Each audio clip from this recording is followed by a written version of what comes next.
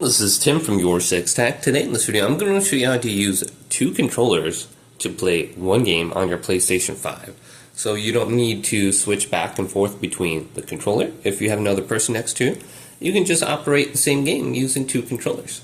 So to do this, go to Settings right here and select this, and then scroll on down to Accessibility.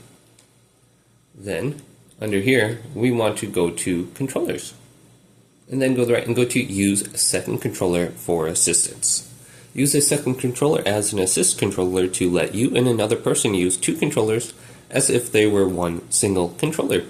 This feature is available when using DualSense wireless controller, DualSense Edge wireless controller, or a supported third-party controller. So you can play one game with two controllers. Just turn on the second controller and you should be good to go. And I believe you can connect it to the same account that you're on. So when you turn it on, go to the same account that you're on, otherwise you're going to log into a different profile.